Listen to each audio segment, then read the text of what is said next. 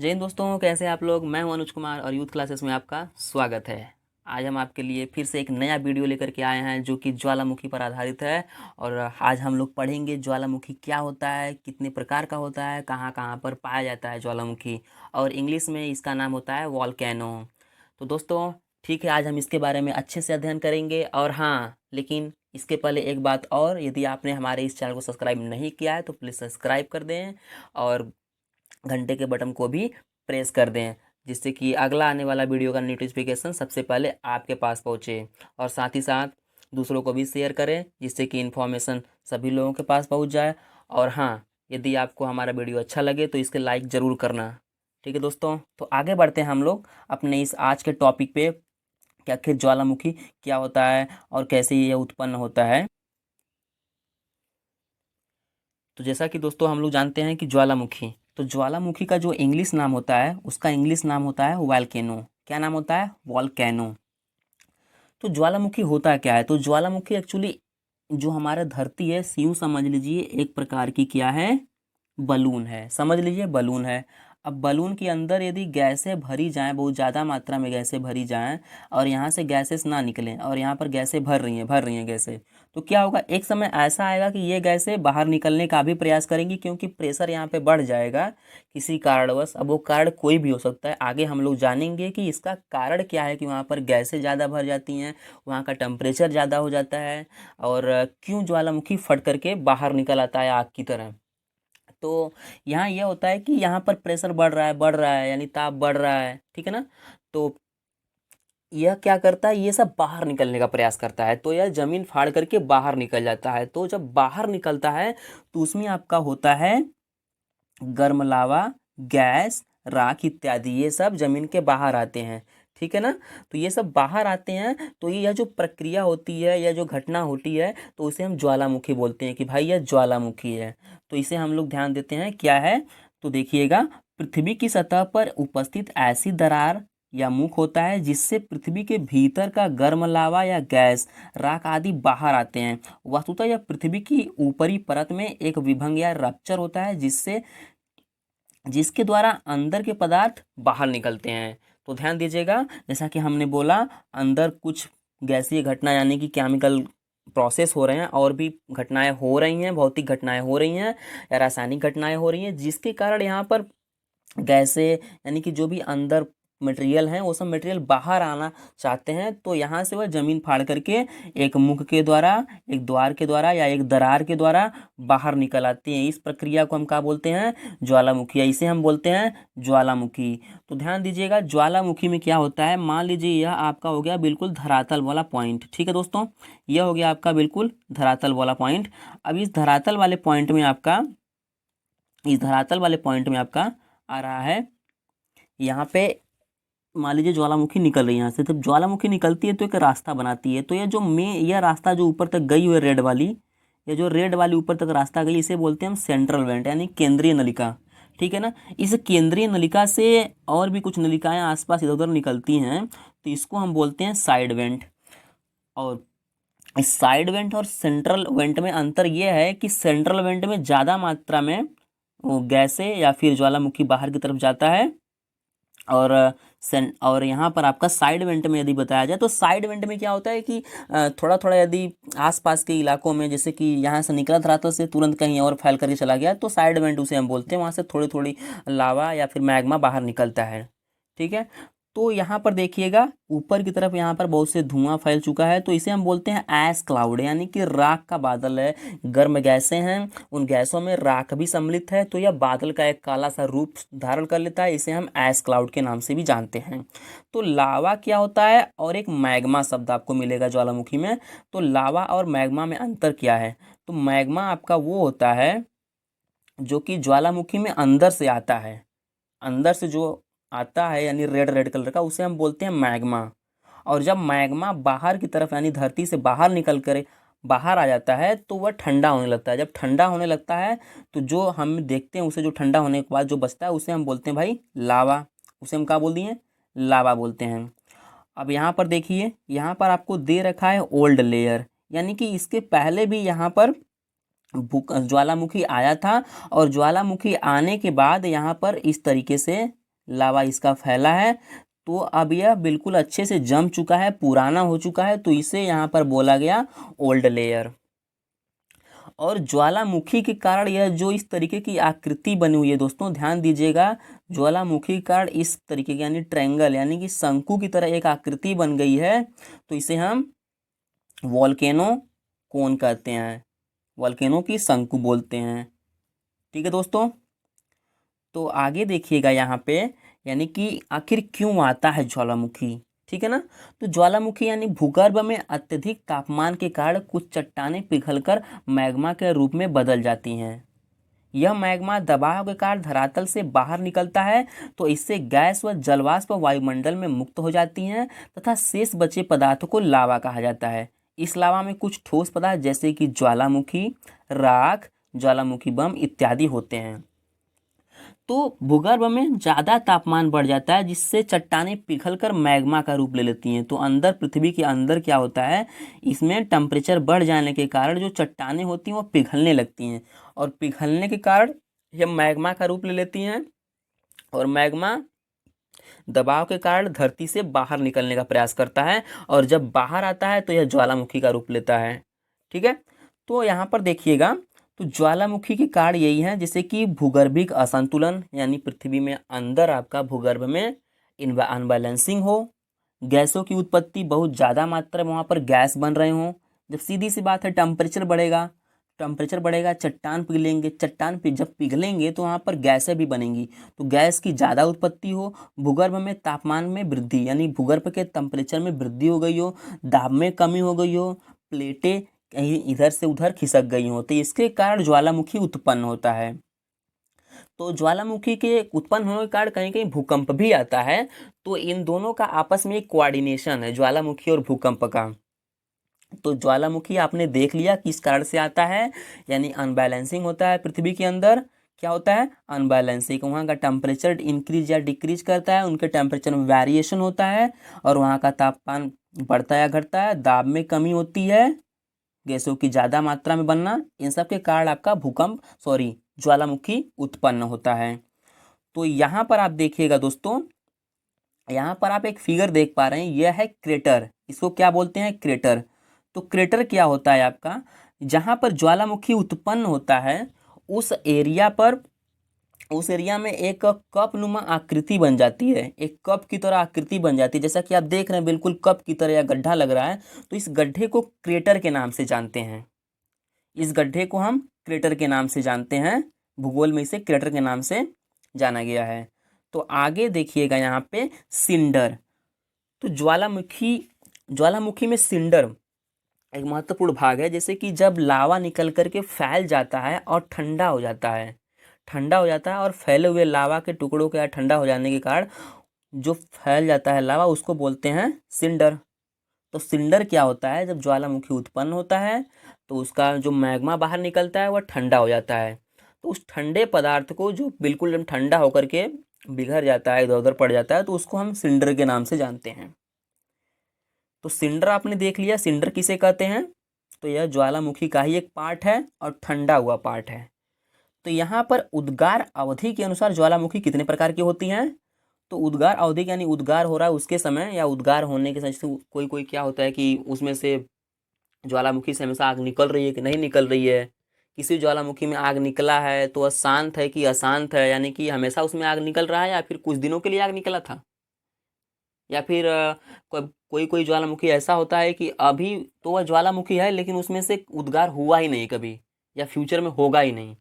तो इन सब के आधार पे ज्वालामुखी आपको 3 भाग में बांट दिया गया है। वो है एक सक्रिय ज्वालामुखी या एक्टिव वॉल्केनो, और दूसरा है शांत ज्वालामुखी या एक्सटिंक्ट वॉल्केनो, और तीसरा आपका है प्रसुप्त ज्वालामुखी या डोरमेंट वॉल्केनो। ठीक है दोस्तों, तो देखिएगा कौन कौन सा है आपका, सक्रिय ज्वालामुखी, शांत ज्वालामुखी, या फिर थर्ड आपका है प्रसुप्त ज्वालामुखी। यह 3 प्रकार के आपके ज्वालामुखी हैं यहाँ पे। तो यहाँ पर देखते हैं हम बारी बारी से इन तीनों ज्वालामुखी को, कि सक्रिय ज्वालामुखी क्या होता है, और आपका प्रसुप्त ज्वालामुखी और शांत ज्वालामुखी, इन सब ज्वालामुखी में क्या अंतर है। तो आइए देखते हैं तो जो सक्रिय ज्वालामुखी होता है वो क्या होता है, तो सक्रिय ज्वालामुखी में हमेशा इसमें से उद्गार होता रहता है, यानी कि इसमें से हमेशा गैसें निकलती रहती हैं, लावा निकलता रहता है, हमेशा कंटिन्यू यह प्रक्रिया जारी रहती है। तो इसे हम बोलते हैं सक्रिय ज्वालामुखी। क्या बोलते हैं इसको, सक्रिय ज्वालामुखी के नाम से जानते हैं। तो वर्तमान में सक्रिय ज्वालामुखियों की संख्या कितनी है, तो वर्तमान में दोस्तों सक्रिय ज्वालामुखियों की संख्या कुल 500 है। और इनमें से मुख्य रूप से जो सक्रिय ज्वालामुखी आपकी पाई जाती है वह इटली के एटना में पाई जाती है। इटली का एटना नामक ज्वालामुखी, एक्चुअली एटना उस ज्वालामुखी का नाम ही है, एटना।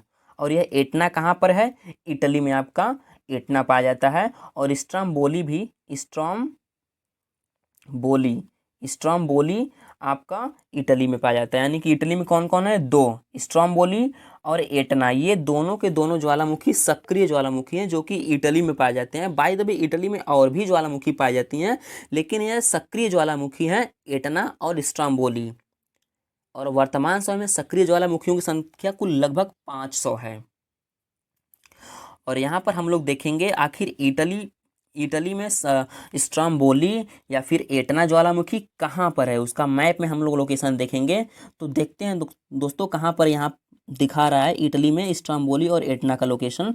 तो इटली का आप लोग जैसा कि देख रहे हैं यहाँ पर आपका है मैप, ठीक है। तो यहाँ पर आपका इंडिया का मैप है, सॉरी ये पूरे वर्ल्ड का मैप है। तो इस पूरे वर्ल्ड के मैप में आपका रेड वाला जो रीजन है, यह रेड वाला रीजन आपका इटली का रीजन है, ठीक है। तो यहाँ पर आपको इटली दिखा रहा है और यहाँ आपका इटली का रेड वाला रीजन है। और यहाँ पर अब हम आते हैं इटली को केवल देखते हैं। तो इटली में क्या है आपका, यहाँ पर इस लोकेशन में आपका एटना है, एटना यहाँ पर है। और यहीं पर बिल्कुल इसके एटना के अपोजिट, एटना आपका यहाँ पर है तो इसके अपोजिट साइड में यहाँ पर स्ट्रोम्बोली है। एटना और स्ट्रोम्बोली एक दूसरे के अपोजिट साइड में है। तो यहाँ पर देखिएगा दोस्तों, जो आपका स्ट्रोम्बोली है, स्ट्रोम्बोली आपका एटना के उत्तर में स्थित है। और यह स्ट्रोम्बोली भूमध्य सागर में है। स्ट्रोम्बोली एक प्रकार का सक्रिय ज्वालामुखी है, इसमें से हमेशा आग निकलता रहता है, उद्गार होता रहता है। इसके कारण आसपास के इलाकों में बहुत ज़्यादा प्रकाश होती है। जब प्रकाश होती है बहुत ज़्यादा मात्रा में, तो इसे समुद्र में यानी आसानी से जहाज़ों को देखने में मदद मिलती है। तो इस प्रकार से इसको कहा गया है कि भाई यह भूमध्य सागर का प्रकाश स्तंभ है।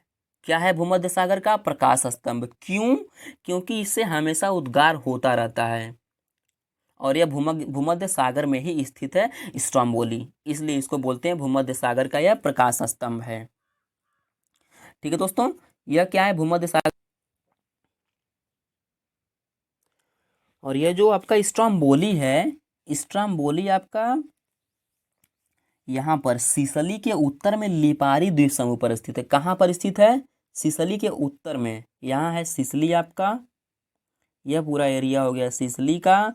और सिसली के उत्तर में कौन है, लिपारी द्वीप समूह। तो लिपारी द्वीप समूह पे कौन है, स्ट्रोम्बोली ज्वालामुखी। स्ट्रोम्बोली ज्वालामुखी कहाँ पर है, लिपारी द्वीप समूह पर। और लिपारी कहाँ पर है, सिसली के उत्तर में है। और सिसली कहाँ है, इटली में आपका सिसली पाया जाता है, ठीक है ना। सिसली कहाँ है, इटली में। सिसली क्या है, एक प्रकार का स्थान है जो कि इटली में पाया जाता है। और सिसली के ठीक उत्तर में कौन है, लिपारी द्वीप समूह। और इसी द्वीप समूह पर आपको मिलेगा स्ट्रोम्बोली ज्वालामुखी।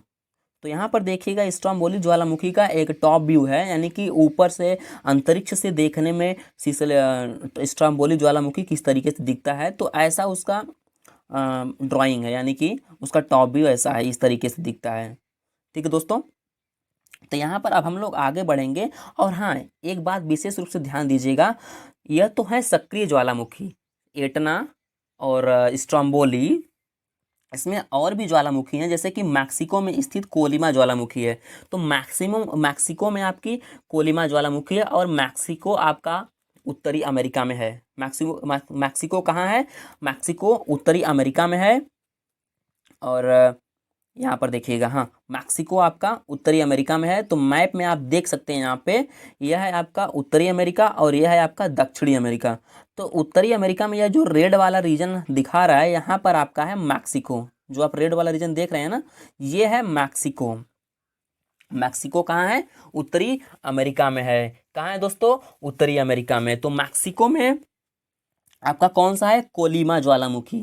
तो कोलिमा देखते हैं मैप में कहाँ है। तो मैप में कोलिमा आपका कुछ यहाँ पे है, देखिएगा, ध्यान से देखिएगा, कोलिमा आपका यहाँ पे है मैप में, कोलिमा ज्वालामुखी, ठीक है ना। बाय द वे मैक्सिमम बहुत से ज्वालामुखी है, लेकिन कोलिमा ज्वालामुखी एक ऐसा ज्वालामुखी है जो कि बहुत ज़्यादा सक्रिय ज्वालामुखी है और इसमें से लगभग 40 बार उद्गार हो चुके हैं। और साथ ही साथ यह भी ध्यान दीजिएगा, ये सब तो केवल सक्रिय ज्वालामुखी है, लेकिन यदि विश्व स्तर की बात की जाए तो विश्व का सबसे अधिक सक्रिय ज्वालामुखी किलायू है, जो कि हवाई द्वीप पर है। ठीक है दोस्तों, कौन सी ज्वालामुखी है? तो किलायू ज्वालामुखी है और यह कहाँ पर है? हवाई द्वीप समूह में। तो हवाई द्वीप समूह आपका कहाँ पर स्थित है? यह है आपका उत्तरी यूएसए में। तो यहाँ पर जैसा कि मैप में आप लोग यहाँ पर देख रहे हैं, तो यहाँ है आपका यूएसए में हवाई द्वीप समूह और हवाई द्वीप समूह में आपका किलायू नामक ज्वालामुखी है। और यह किलायू ज्वालामुखी जो है विश्व की सबसे ज़्यादा सक्रिय ज्वालामुखी में गिना जाता है। तो जैसा कि आप लोग देख चुके हैं दोस्तों, यहाँ पर सबसे ज़्यादा सक्रिय ज्वालामुखी के बारे में आपने जान लिया और सक्रिय ज्वालामुखी क्या होता है। अब हम लोग बढ़ते हैं आगे प्रसुप्त ज्वालामुखी पर। तो प्रसुप्त ज्वालामुखी क्या होता है? तो प्रसुप्त ज्वालामुखी, इसमें निकट अतीत में उद्गार नहीं हुआ है, लेकिन भविष्य में कभी भी हो सकता है। तो जैसा कि आप लोग देख रहे हैं, प्रसुप्त यानी कि शब्द से ही तात्पर्य हो रहा है कि अभी यह सुस्त अवस्था में, यानी कि सुस्ता अवस्था में, यानी कि सोया पड़ा हुआ है, अभी ये जागा नहीं है। यदि ये जागेगा तो तूफान मचा देगा, यानी कि अभी उसका उद्गार तो नहीं हुआ है, लेकिन भविष्य में उद्गार हो सकता है। तो इस प्रकार के ज्वालामुखी को प्रसुप्त ज्वालामुखी की श्रेणी में रखा गया है। तो यहाँ पर आपको कुछ उदाहरण देखने को मिलेगा। तो उदाहरण में आप देख पा रहे हैं यहाँ पर जैसे है सुबियस ज्वालामुखी जो कि भूमध्य सागर में है, और क्राकाटोवा ज्वालामुखी सुंडा जलडमरू मध्य में है, और फ्यूजियामा आपका जापान में मिलेगा। कहाँ मिलेगा दोस्तों? जापान में। और मेयन नामक ज्वालामुखी जो कि फिलीपींस में है। और ये सब ज्वालामुखी किस तरीके की ज्वालामुखी है दोस्तों? यह ज्वालामुखी आपकी प्रसुप्त ज्वालामुखी है। कौन कौन सी है? Vesuvius, Krakatoa, Fujiyama, Mayon. तो बाय द वे और भी ज्वालामुखी होंगी जो कि प्रसुप्त अवस्था में हैं, लेकिन ये सब महत्वपूर्ण ज्वालामुखी हैं जो कि प्रसुप्त अवस्था में, यानी कि इनमें कभी उद्गार अभी नहीं हुआ है, लेकिन फ्यूचर में उद्गार होने की संभावना है। तो ऐसे ज्वालामुखी को प्रसुप्त ज्वालामुखी कहते हैं। तो यहाँ पर ध्यान दीजिएगा दोस्तों, यहाँ पर जलडमरू मध्य। तो जलडमरू मध्य से तात्पर्य है कि इंडोनेशिया के सुमात्रा व जावा द्वीप समूह के बीच एक जल संधि है। कौन सी है? इंडोनेशिया में कौन है आपका? जावा और सुमात्रा द्वीप समूह, उनके बीच में एक जल संधि है। इसको हम बोलते हैं जलडमरू मध्य बोलते हैं। यह जावा सागर को हिंद महासागर से जोड़ती है। क्या करती है जलडमरू मध्य? आपकी जावा सागर को हिंद महासागर से जोड़ने का कार्य करती है। इसमें कई छोटे छोटे टापू व द्वीप समूह स्थित हैं। तो जलडमरू मध्य जो है ना, ये ऐसे ही नहीं बना है, इसमें बहुत सारे छोटे छोटे द्वीप समूह और टापू हैं। इन सब से मिल करके आपका इसका निर्माण हुआ है जलडमरू मध्य का। तो जलडमरू मध्य आपका सुमात्रा और जावा के बीच में एक जल संधि है, और यह है आपका इंडोनेशिया में। ठीक है दोस्तों, तो यह है आपका एक प्रकार की जल संधि जिसको सुंडा जलडमरू मध्य बोलते हैं। और इसी सुंडा जलडमरू मध्य में ही क्राकाटोवा नामक एक ज्वालामुखी है जो कि एक प्रसुप्त ज्वालामुखी है। और यहाँ पर आप देखिएगा फ्यूजियामा। तो फ्यूजियामा ज्वालामुखी आपका जापान में है। कहाँ है? जापान में है दोस्तों। तो यहाँ देखते हैं फ्यूजियामा के बारे में। तो एक्चुअली यह फ्यूजियामा नाम इसका पड़ा है कुछ इस तरीके से कि यह था फूजी पर्वत, यह जाना जाता था फूजी पर्वत के नाम से, जिसे फूजियामा नाम दे दिया वहाँ के लोगों ने। तो फूजी का मतलब है वहाँ, उसका नाम है फूजी, और पर्वत, जैसे कि आप इंडिया में है कोई पर्वत, जैसे अरावली पर्वत है, उसको अरावली और पर्वत बोल दिया हमने। और वहाँ पर जापान वाले क्या बोलते हैं? पर्वत को बोलते हैं यामा। जापान वाले क्या बोलते हैं? पर्वत को बोलते हैं यामा। तो उस पर्वत का नाम था फूजी पर्वत, फूजी था, तो वहाँ पर उन्होंने उसका नाम रख दिया फूजी यामा पर्वत के स्थान पर क्या रखा है, यामा। तो यामा का अर्थ होता है पर्वत, किस भाषा में, जापानी भाषा में। तो जापानी लोग पर्वत को क्या बोलते हैं, यामा। और जापान के होन्शु द्वीप समूह पर यह पर्वत स्थित है। तो यह पर्वत जो आप फिगर में देख रहे हैं ना, यह कहाँ पर है, होन्शु द्वीप समूह पे है।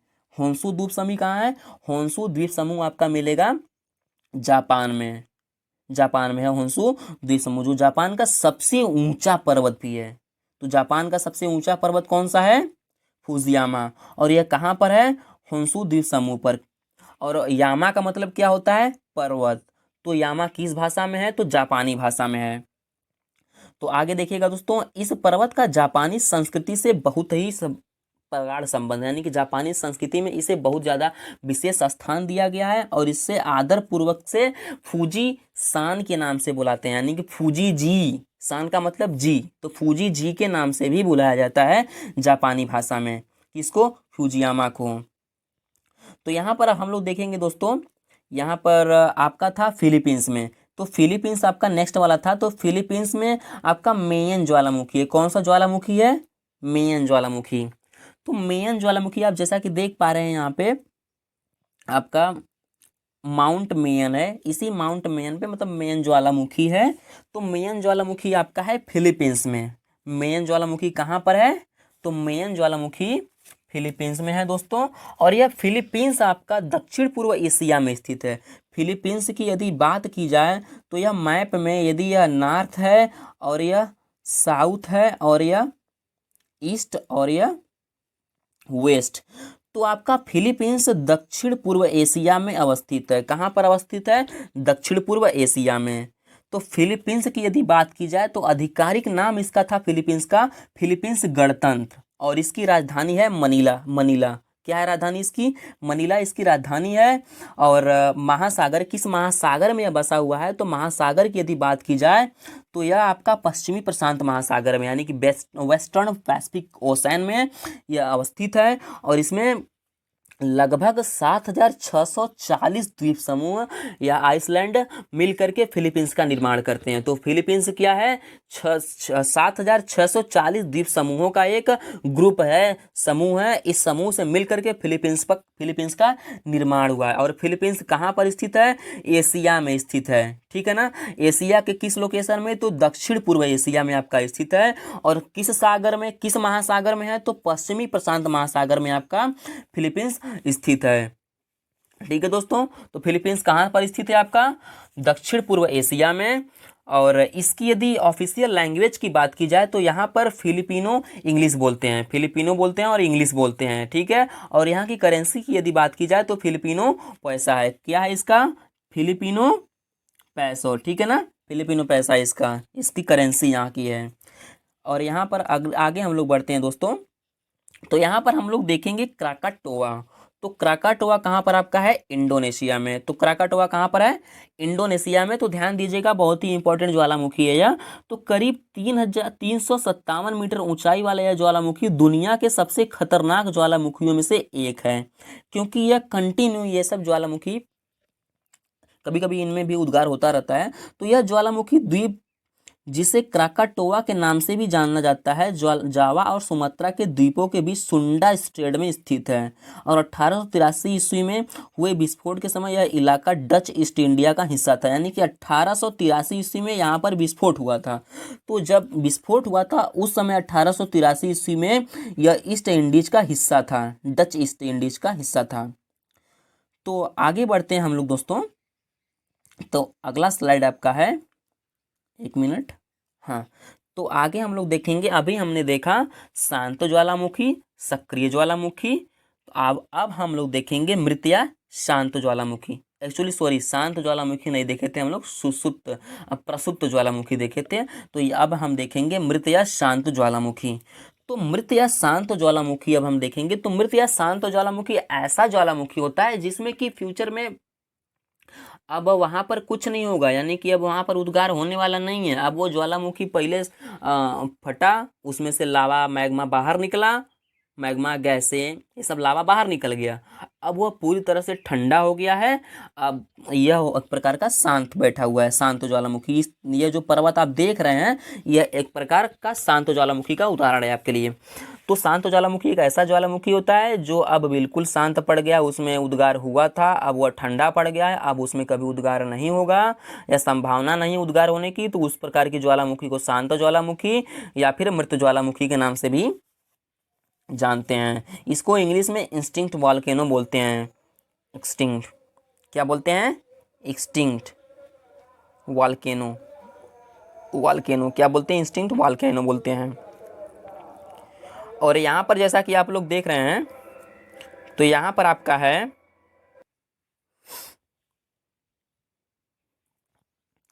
तो जो आप देख रहे हैं शांत ज्वालामुखी, तो शांत ज्वालामुखी आपका है, यहाँ पर देखिएगा, कोह सुल्तान एवं देमवंद, ये है ईरान में, और पोपा यानी कि म्यांमार में है, किलिमंजारो अफ्रीका में, और चिम्बराजो दक्षिण अमेरिका में। ठीक है, तो यहाँ पर जैसा कि आप लोग देख पा रहे हैं कौन कौन सी है, कोह सुल्तान एवं देमवंद आपका है ईरान में, और पोपा यह है आपका म्यांमार में। पोपा कहाँ पर है दोस्तों? पोपा है आपका म्यांमार में, और किलिमंजारो अफ्रीका में, और चिम्बराजो अमेरिका में स्थित है। तो यदि बात की जाए ईरान की, तो ईरान की यहाँ पर टिप्पणी की जाए थोड़ी सी, तो ईरान की राजधानी तेहरान है। ईरान की राजधानी क्या है? तेहरान। और इसकी मुद्रा क्या है? ईरानी रियाल। मुद्रा क्या है इसका? ईरानी रियाल है मुद्रा। राजधानी तेहरान और मुद्रा ईरानी, ईरानी रियाल। मुद्रा इसका है ईरानी रियाल है। और यदि म्यांमार की बात की जाए, तो म्यांमार इसको ब्रह्मदेश के नाम से भी जाना जाता है। तो म्यांमार को किसके नाम से जाना जाता है? ब्रह्मदेश के नाम से जाना जाता है। और म्यांमार में जो शांत ज्वालामुखी है, जो कि बहुत ही महत्वपूर्ण शांत ज्वालामुखी है, वो है पोपा। ठीक है, पोपा ज्वालामुखी। और म्यांमार को बर्मा के सर्वाधिक जाति के नाम पर बर्मा पड़ा, यानी कि म्यांमार में एक ऐसी जाति रहती थी जो कि बर्मा जाति, जो कि ज़्यादा मात्रा में थी, उसी जाति के नाम पर इसका नाम पड़ गया बर्मा। उस जाति के नाम पर इसका नाम पड़ा है दोस्तों बर्मा। और यहाँ पर ध्यान दीजिएगा, कुछ महत्वपूर्ण तथ्य हैं आप लोगों के लिए। तो कुल सक्रिय ज्वालामुखी का अधिकांश भाग कहाँ पाया जाता है, यानी कि सबसे अधिक यदि सक्रिय ज्वालामुखी की बात की जाए तो कहाँ पर पाया जाता है? तो यह पाया जाता है प्रशांत महासागर के तटीय भाग में। कहाँ पाया जाता है दोस्तों? प्रशांत महासागर के तटीय भाग में। कुल सक्रिय ज्वालामुखी का सबसे अधिक भाग प्रशांत महासागर के तटीय भाग में पाया जाता है। और यदि बात की जाए अगला जैसा कि आप यहाँ पर देख पा रहे हैं, तो यहाँ पर आपका है महासागर के परिमेखला को क्या कहते हैं? तो महासागर के परिमेखला को बोलते हैं अग्निवलय या fire ring of Pacific. Clear है? तो फायर रिंग ऑफ पैसिफिक बोलते हैं। और ऑस्ट्रेलिया महाद्वीप में ज्वालामुखी की कुल कितनी संख्या है? तो ऑस्ट्रेलिया में ज्वालामुखी है ये नहीं है भाई, ध्यान दीजिएगा। ऑस्ट्रेलिया महाद्वीप में ज्वालामुखी की कुल संख्या कितनी है? तो सुनना है, कुछ नहीं है, वहाँ ज्वालामुखी है ही नहीं। वहाँ पर ऑस्ट्रेलिया में ज्वालामुखी एक भी नहीं है। तो यहाँ पर आप देखिएगा गेसर। तो गेसर क्या होता है? तो बहुत से ज्वालामुखी क्षेत्रों में उद्गार के समय दरारों तथा सुराखों से होकर के जल तथा वाष्प कुछ अधिक ऊंचाई तक निकलते हैं, इसको बोलते हैं गेसर। तो जैसा कि आप यहाँ पर देख पा रहे हैं, यहाँ पर आपका वाटर यानी कि जलवाष्प ऊपर की तरफ जा रहा है और बहुत ज़्यादा ऊंचाई पर जा रहा है, तो इसे हम गेसर के नाम से जानते हैं। धुआंरा क्या होता है? फॉर्मेल्स यह क्या होता है? फ्यूमरोल्स क्या होता है? तो फ्यूमरोल्स आपका होता है ज्वालामुखी क्रिया के अंतिम अवस्था के प्रतीक हैं। इनसे गैस व जलवाष्प निकला करते हैं। गंधक युक्त धाराओं को सोल्फातारा कहते हैं। गंधक युक्त धाराओं को क्या कहते हैं? सोल्फातारा। और ध्यान दीजिएगा, यह बिल्कुल अंतिम, यानी कि जब ज्वालामुखी फट जाता है, यहाँ से लावा निकल गया, ठंडा हो गया, सब प्रोसेस हो चुका है और यह अब ठंडा हो रहा है धीरे धीरे, तो वहाँ से कुछ न कुछ थोड़ी थोड़ी मात्रा में गैस व जलवाष्प निकलते रहते हैं। इसको हम बोलते हैं फ्यूमारोल्स बोलते हैं। क्या बोलते हैं? फ्यूमारोल्स या धुआंरा बोलते हैं। हजारों धुआंरों की घाटी किसको कहते हैं? तो हजारों धुआंरों घाटी अलास्का के कटमई पर्वत को बोलते हैं। किसको बोलते हैं? कटमई पर्वत को। यह कहाँ पर है? तो यह है आपका अलास्का में। कौन है? कटमई पर्वत। तो कटमई पर्वत आपका कहाँ है? यह है अलास्का में। तो यहाँ पर ध्यान दीजिएगा दोस्तों, विश्व का सबसे ऊंचा ज्वालामुखी पर्वत तो कोटापाक्सी है। कोटोपाक्सी, जो कि आपका 5,897 मीटर ऊंचा ज्वालामुखी है। कौन है? कोटोपाक्सी। विश्व का सबसे ऊंचा ज्वालामुखी पर्वत, यानी ज्वालामुखी का जो पर्वत का निर्माण होता है, तो सबसे ऊंचा जो पर्वत है तो वह कोटापाक्सी। और यह है कहाँ पर? यह है आपका इक्वाडोर में। कहाँ है दोस्तों? यह है कोटापाक्सी आपका इक्वाडोर में है, कोटापाक्सी। ठीक है, तो कोटापाक्सी आपका इक्वाडोर में है, तो इसका लोकेशन ये है कोटापाक्सी का। कोटापाक्सी का लोकेशन कहाँ है? इक्वाडोर में। और यहाँ पर इक्वाडोर में यह है, और कोटापाक्सी देखने में इस तरीके से लगता है। और यहाँ पर विश्व की सबसे ऊंचाई पर स्थित सक्रिय ज्वालामुखी। तो आगे हम लोग देखेंगे विश्व की सबसे ऊंचाई पर स्थित सक्रिय ज्वालामुखी। ये सब तो सक्रिय ज्वालामुखी थे ही, लेकिन सबसे ऊंचाई पर कौन सक्रिय ज्वालामुखी है? तो वो है आपकी ओजस डेल सलाडो। कौन है? Ojos del Salado. और यह पाई जाती है अर्जेंटीना और चिली के बॉर्डर पे। कहाँ पाई जाती है दोस्तों? यह पाई जाती है, यह है आपका, देखिएगा ध्यान से, तो यह जो येलो वाला कलर है आपका, तो येलो वाला एरिया यह है चिली, और इधर जो ग्रीन वाला एरिया है यह है अर्जेंटीना। तो इसी के बॉर्डर पे आपका पाया जाता है ओजस डेल सलाडी। तो ओजस डेल सलाडी आपका विश्व की सबसे अधिक ऊंचाई पर स्थित सक्रिय ज्वालामुखी है, और यहीं पर आपका पाया जाता है एक पर्वत जिसको बोलते हैं आप लोग एडिस पर्वत। तो एडिस पर्वत श्रेणी में ही यह पाया जाता है, कौन सा? ओजस डेल सलाडी। और विश्व की सबसे ऊंचाई पर स्थित शांत ज्वालामुखी एकांकगुआ एडिस पर्वतमाला पर ही स्थित है, जिसकी ऊंचाई 6960 मीटर है। तो ध्यान दीजिएगा दोस्तों, यह है एकदम बिल्कुल लास्ट वाला ज्वालामुखी, जिसको हम लोग कहते हैं एकांकगुआ इसका नाम है। और इसकी ऊंचाई कितनी है? तो 6962 किलोमीटर। कितनी है?